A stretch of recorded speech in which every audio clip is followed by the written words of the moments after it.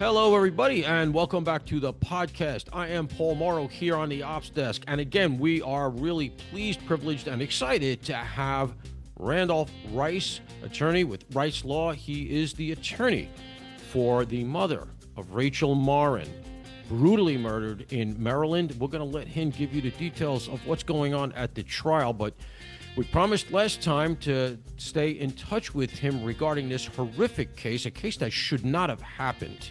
And we all have an interest in seeing this thing going forward. So, Randolph, once again, thank you for being here, man. Well, thank you. I appreciate you having me back on. It's always an honor to be on your podcast, and I just think the world of you. You're kind. So, catch us up now. I know we're on about, day 5 or so? Yeah, we're on day 5 of testimony. If you remember last week, they started off with what's called a pretrial conference where the defense was sort of making some last minute arguments that, he can't get a fair trial and we're not going to be able to get a jury of 12 people that are fair and impartial. And guess what? A day and a half later, they had 12 people along with 6 alternates, 3 of which have been excused up to today's date from the jury pool. But they were able to get them in a day and a half, and they took off Thursday, and then opening statements started last Friday.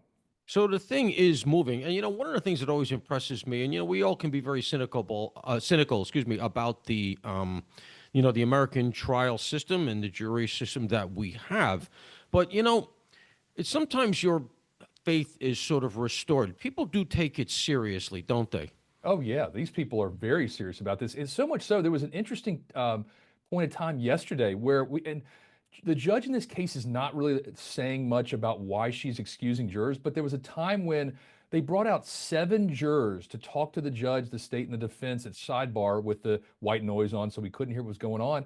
Then they brought an 8th juror out, talked to him for a few minutes, and they excused him. So we think that maybe that these 7 might have said, hey, look, he's not following the rules. We're all following the rules. Maybe he's looking at something, he's reading the internet or whatever it may be.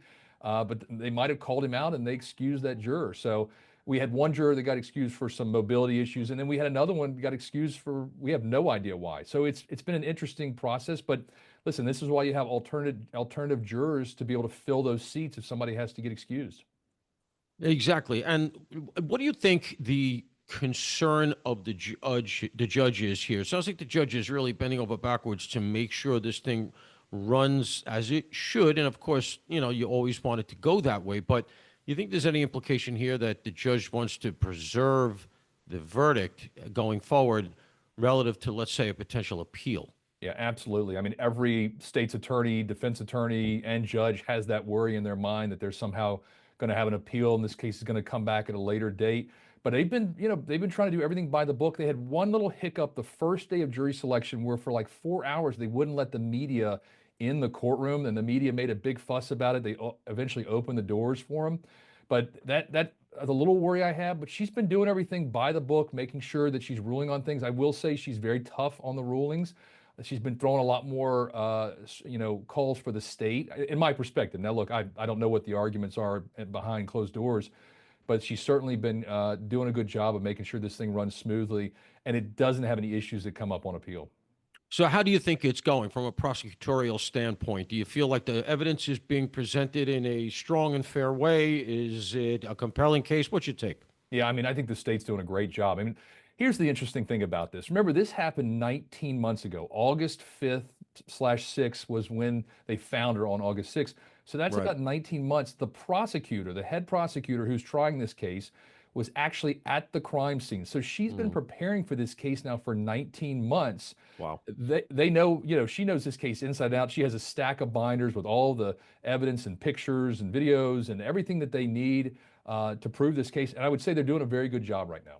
And that's rare. I can tell you, as somebody who's been at plenty of crime scenes, to get the DA to actually physically show up and come to the scene, it's rare. They're very max tasked, right? They're all going to court. They got to go to hearings. They're running all over the place. They're catching cases. Things break. To get a district attorney to actually show up and be part of the investigation process, it's important, because what it makes sure of is the fact that you're not going to lose vital evidence on procedural grounds, right? Yeah.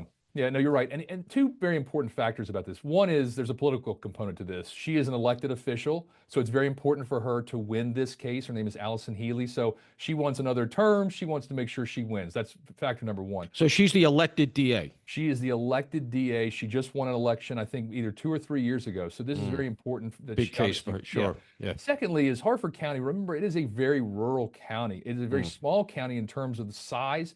They only have about 6 or 7 homicides a year, so they mm. can focus their resources towards these investigations. And here's another really important point. I always thought that the Harford County Sheriff's Department was not very well equipped to handle big investigations. This trial has completely disproved that theory.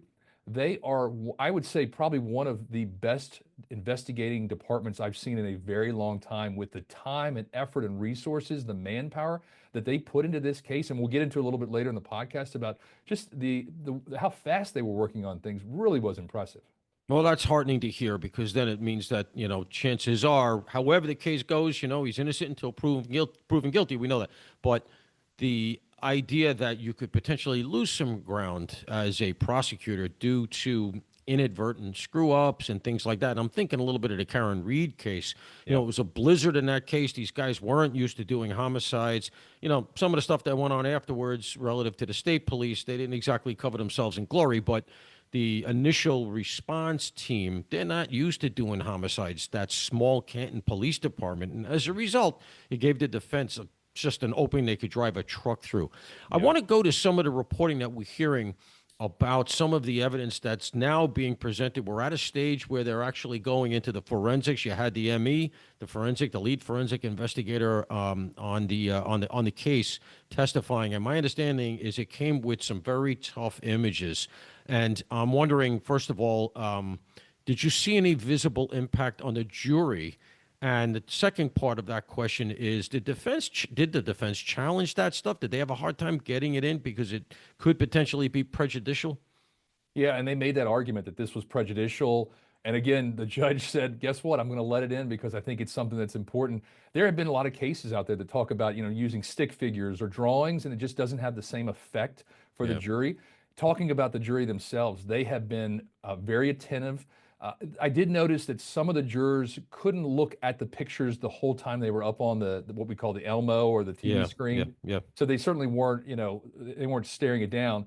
And the defendant himself really wasn't looking at the autopsy or the crime scene photos. I will say this: I go back and forth about this. The crime scene photos, you have one set of photos there, obviously, where they find Rachel's body in this tunnel. She doesn't have her bra is pulled up to her chin. Her pants are around her ankle, and she certainly, you can tell all the injuries that she sustained.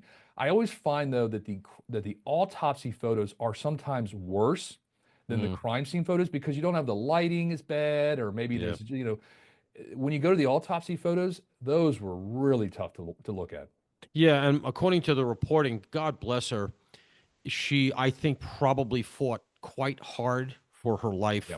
And, she was a relatively young woman. She's 37. She's out jogging. She is in, good shape. And so, she probably fought very hard. And so my understanding is the injuries were pretty horrific. Oh, they were horrible. 15 to 20 injuries. And talking about her fighting back, the ME actually described how she had bruising and injuries on the back of her hand, clearly when she was trying to protect herself or keep this individual from beating her. A couple of different theories that obviously we don't know exactly what happened because there was nobody that witnessed the crime, but there are a couple of sort of modes or methods by which she was injured. We know that she was certainly hit. We think, there, at least the detectives believe, that she was struck with a rock because there was a number of rocks that were found that had smeared blood on them. And then another really important fact that we didn't know about this, there's a witness who ultimately says he thinks he sees the suspect in the woods moments before Rachel's killed with what he thought at the time was a walking stick with a very distinctive orange cap on it. It turns out detectives later find it in the woods, and it's a shovel. So, I guess the theory could be that he was lying in wait with this shovel. He struck her.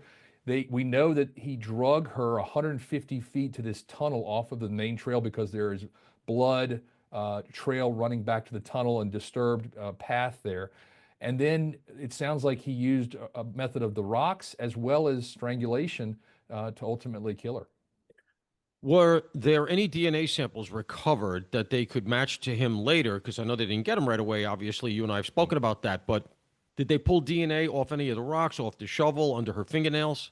Yeah, so we're not yet into the confirming what DNA. We know that there was DNA collected. We just don't know which ones were matches to him. And we know obviously the DNA matched, and I'll get into that in a little while. But they took swabs from a couple different places. They did an oral swab of Rachel. They did a swab on her chest, left and right chest. They also Yeah, did a vaginal and a rectal swab yeah. of Rachel as They well. They always did, do. Yeah, yep, right. And you know this from days you've been doing your yeah. investigations.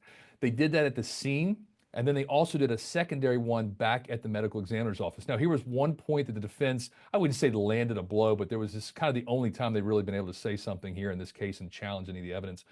The detectives at the scene, there was some question about, did you change gloves every single time you took a swab? I don't think it landed with the jury. I think the jury thought that they were doing a good job. The ME even cleaned that up, and he said, look, I took the same swab, so whatever you think that they didn't do right in the scene, I did it right back at the medical examiner's office.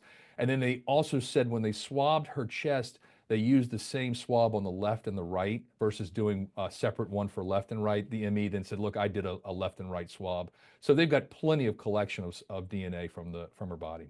And the implication that the defense is trying to put on the table here is that there is transfer, right? That okay, Yep. you guys botched the scene, there was stuff picked up elsewhere, et cetera, and ultimately, what they would probably try to argue, just thinking out loud here, is that my understanding is that Martinez worked not far from the location, right? Yeah. And so Right. they could try to claim, okay, well, Martinez Hernandez, that's the name of the accused here, somehow or other had left DNA along the trail, used to hang out there. They'll come up with some story. He hangs out, he smokes weed wherever he does, Right. and you transfer DNA. And as you and I both know, you only need one to buy into any far-fetched theory. Yeah. So the defense has three different theories that they sort of put forward in their opening statements. The first one was that there was no motive. Now, you and I both know that motive is not a requirement for a That's right. crime of any type of crime. The second one was that there was no connection between Rachel and Victor Martinez prior to this, that they just didn't have any connection, which again, we know that people commit crimes that don't have connections to people. Right. And the third one was, why was there no DNA from the boyfriend, Richard Tobin, who testified on day one? Why was there no DNA from Richard Tobin, who was with Rachel the night before, as well as the morning of, and testified that they actually had sexual relationships? He cleaned that up with saying, she took a shower that morning before she went off and did the things that she did. But that's really the three things that they've had to argue.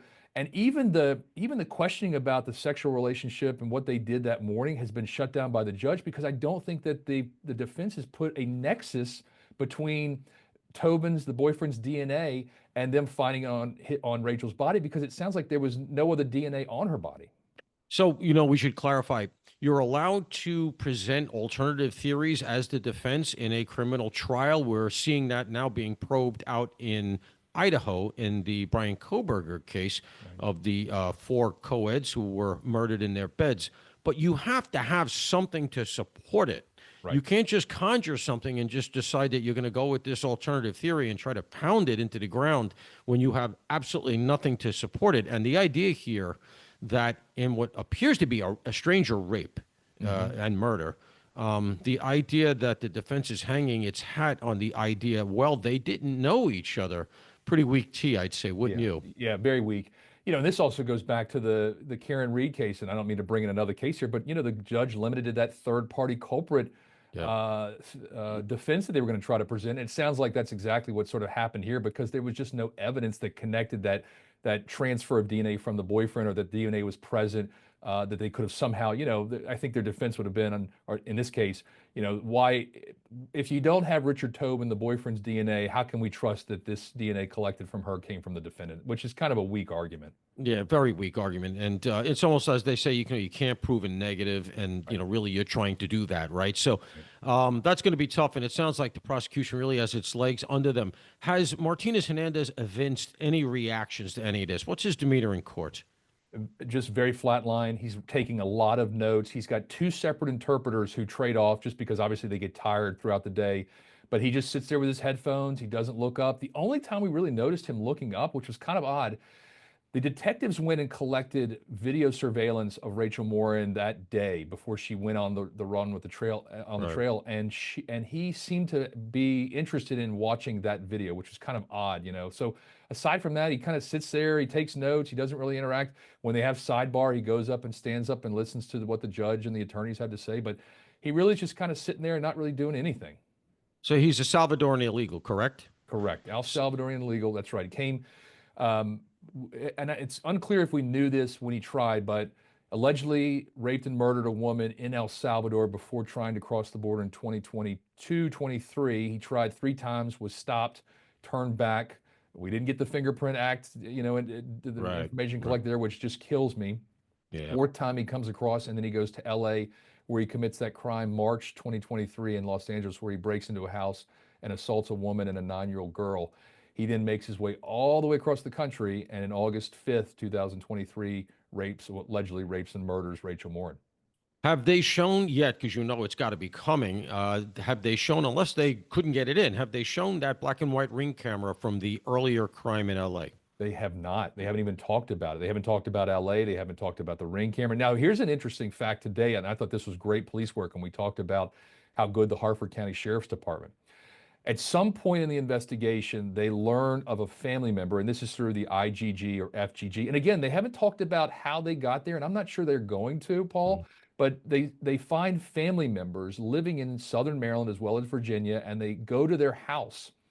And they go to that house, and while they're there, they find clothing and a toothbrush at one of the house. There's a Virginia house and a Maryland house that they go to, and they even get the doorbell camera footage from the house in Virginia and show him wearing the clothes that they seized, that they ultimately test, find his DNA that matches the DNA found at the crime scene with Rachel. So this guy can't get away from doorbell cameras. He keeps getting caught doing something wrong or a piece of evidence. Well, you know what? None of us can, and Yeah. that really is everybody these days is on video all the time, even in Right. rural areas. And excuse me, the more you see of this stuff, I think the more people say, you know what, I got to get one of those ring cameras. God forbid, you know. And Yeah. just to tease it out, the IgG is the genealogical DNA, right? So Right. let's tease that out a little bit, because you know you and I were speculating last time. We didn't entirely know, but it looked like that the way they ultimately got to his family nexus and then ultimately to him is Yeah. by the DNA that was left at the scene. It's an unidentified, but they start working that DNA. They use the IgG technique, which looks like, again,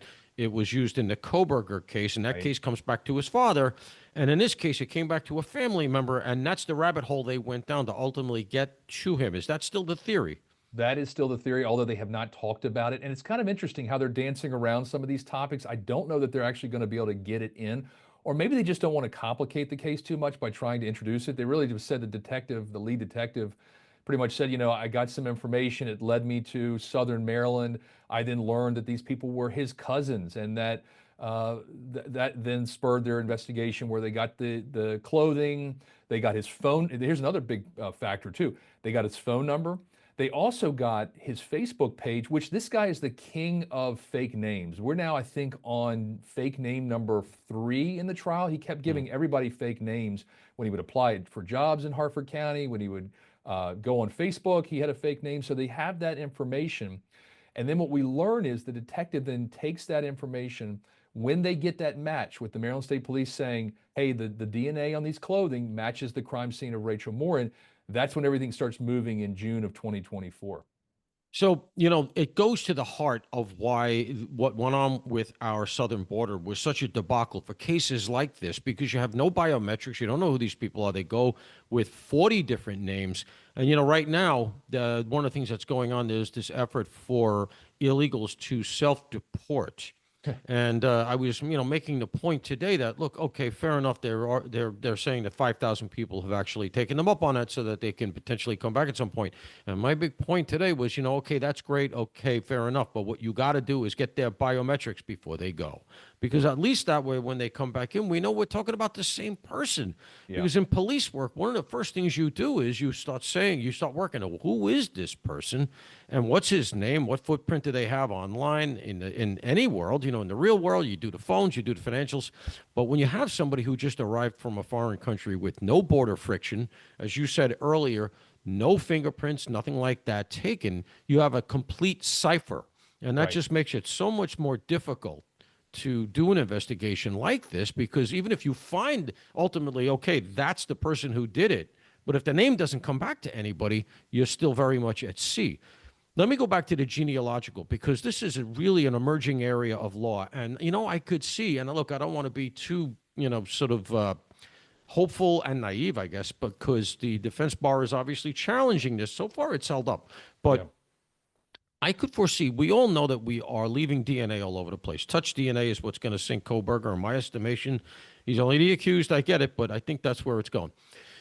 If that is the case, and we are all leaving DNA all over the place, and the genealogical database continues to be built out, I could foresee a point where an overlay of AI, all right, that can do the kind of investigative scut work that is necessary for IgG. So just to explain, what happens is very often you get the DNA, it doesn't come back to the perp, but it comes back to somebody who's a cousin twice removed. Right. People share 99 point something, 99.6, I think it is, of their DNA. All human beings have that. What differentiates us is very slight.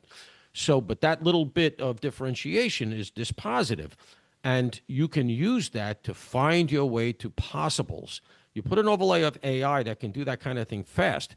You're getting to a point where, and I've made this point on the air, and people have looked at me like, but you're getting to a point where it's going to be very, very tough to get away with murder. And I think this case is a perfect example. If you think about it, he's an illegal. We don't know his real name. He's going all over the country. So the jurisdictions are not necessarily communicating. We don't know who he is, where he is, what he is. And then from a little bit of DNA that's collected, which in this case it sounds voluminous, but it could have been just touch DNA like we had in Idaho. Koberger. Yeah, Coburg. You could find your way to the guy. And I remember you and I talking about it last time and saying it's amazing they found him. Am I wrong? No, I think you're exactly right. I mean, I try to explain. People say, well, what does this mean? And I say, well, imagine the alphabet A through Z. And granted, this is a very simplified version of it. And EFG is missing for, what the DNA that you have. You just go and find somebody else with the rest of the alphabet. And you go to those people and you say, hey, do you know who this guy is? Because they had some, obviously they had the video from California. And asked, do you know anybody that matches this description? And they were able to provide that to the detective. So it is great technology. And I think, Paul, this is another interesting fact. Early on when we started talking about this, and I remember talking to a bunch of different people about this, they said, well, there's not enough databases out there. There's not some of these databases are restricted, and you can't get some of them. But nowadays, if you get arrested or maybe you get on some sort of other database, that's just, those people are going to be part of your network that they can ultimately go back to them and say, hey, do you know who this person is? Could they have been somebody in Maryland at that time, like in this case? And ultimately it leads the detectives to the evidence they need. The problem is it's really grind work, right? Because, Yeah. okay, you get the DNA profile back and maybe it comes back to 16 different possibles. You got to go down that avenue on each one of them to see, okay, not even if this person was in the area that of the crime, but is this person related to anybody who was in the area of the crime? So again, I go back to the Koberger case. It comes back to the father, but numerous others presumably, and they had to look at each one of them to say, okay, do any of these people? And Koberger's old man lived in Pennsylvania, Right. and ultimately they said, okay, does anybody in that family tree come back to the area of the crime in Idaho?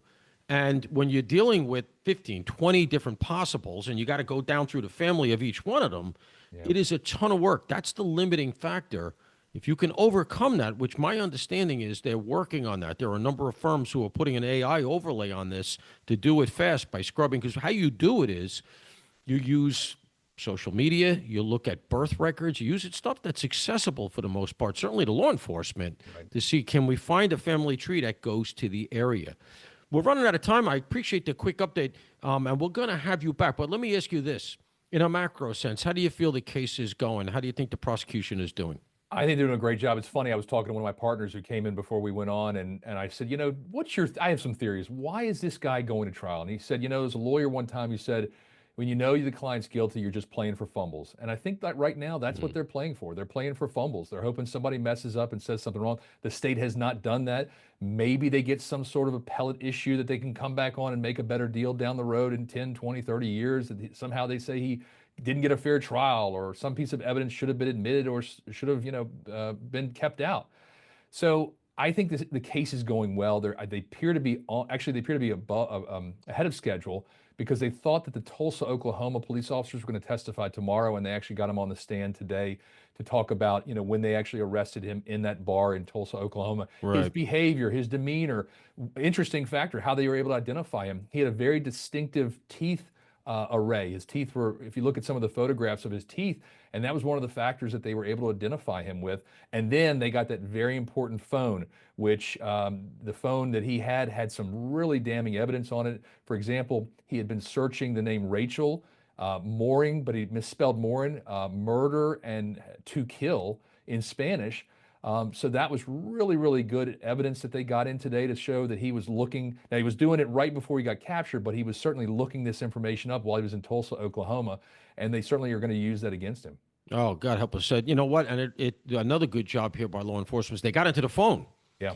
which is not easy. These days you can have a search warrant, but if that phone is locked and you can't get him, you can't force him to do it. There are a number of ways around it, but you got to jailbreak that phone. Somehow or other they got in.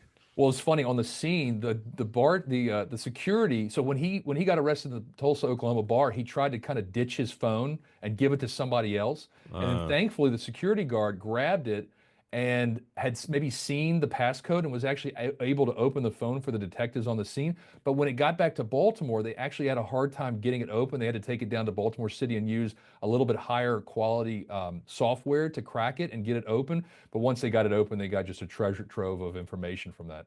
I'm wondering if they even got some geolocation data that puts him near the scene. Apparently this phone was only active from March of 24 to June of 24. So All he right, must so have had a different phone, but there was a phone number that was consistent, and that was again the phone number they were able to track back to his activity in Maryland. all right, so there's an earlier phone, but it has the same phone number. But I don't know that that is going to help them. And it was a Samsung, not an iPhone, so we weren't getting the Apple. I know Apple keeps a lot more data in the cloud than Right. the Samsung phone, and apparently also using a lot of Wi-Fi networks. I mean, Paul, at one point, this is great. They were actually able to download all of the Wi-Fi networks that he attached to, connected to. So one of his arguments that he said to the police when he was questioned is, "I've never been in Maryland. I've never been to Virginia. I don't even know anybody there." He said, one person in Southern Maryland, but I've never even been there." Well, guess what? The phone that you got has tried to connect to Wi-Fi networks all over Maryland in the past. So they certainly knew that there was some connection. I guess they had some data from maybe the SIM card or whatever it has in that phone before it was they passed that SIM card on. So Yeah, I mean, look, we're all digital beings, and I go back again to the Koberger case. I know we keep referencing it, but it reportedly 12 times before the murders, his phone hit the Wi-Fi of the 4 victims in the case because he was stalking them and was very near the house, looking into the house through the back door. Yeah. And again, they got that from pulling the data off of their Wi-Fi server in the house. Correct me if I'm wrong, though. Didn't he work in the area? Didn't he have a job in like a fast food joint?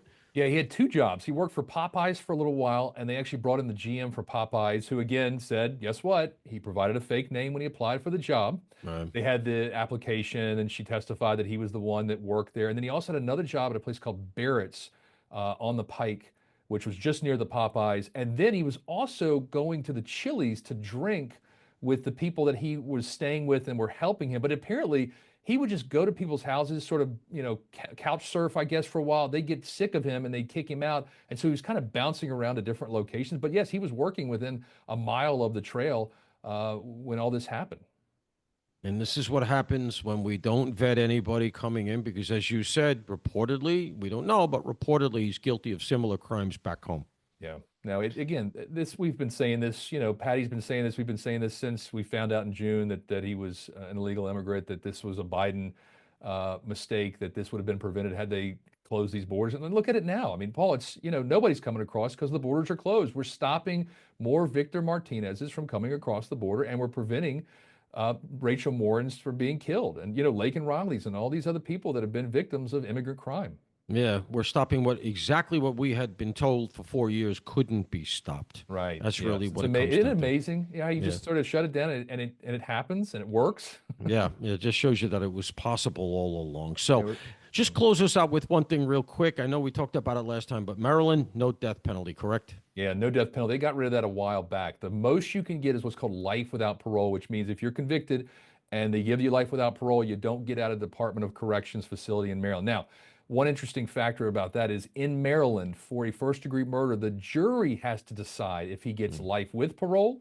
or life without parole. So that's going to come down to whether the jury makes that decision. But I got to tell you, if they remember the autopsy photos, they're going to have no problem saying life without parole. And he stays in Maryland. He doesn't go anywhere else. He lives in a Department of Correction facility until he dies.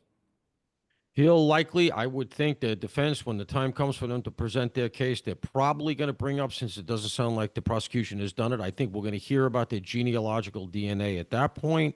They're probably going to try to poke some holes in that, and then they're going to have to play with this DNA stuff because, as you and I both know, in the age of the CSI effect, science really reigns. And if you have DNA and you can demonstrate that it goes to the accused, you're already halfway there, 3/4 of the way there. So let me put you on the spot. I think I know where you're going here, but are you going to, I know he's innocent until proven guilty, but are you predicting a guilty verdict? As a defense attorney, I've got to say everybody's innocent until proven guilty, but I think this is a strong case. And like I said, I think this is a drawn out guilty plea.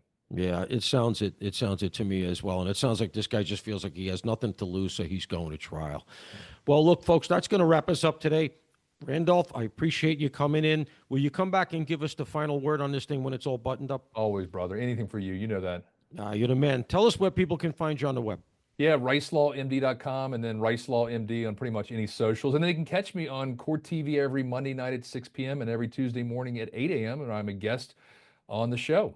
Folks, you can tell an experienced attorney when you hear one, and we had one today, Randolph Rice, giving us the nuances of a case that the whole country is interested in, unfortunately, and let's just hope that justice is served here. But that's going to do it for us today. We appreciate all of you tuning in. We are the Ops Desk podcast, and in the interim, all of you, please stay safe.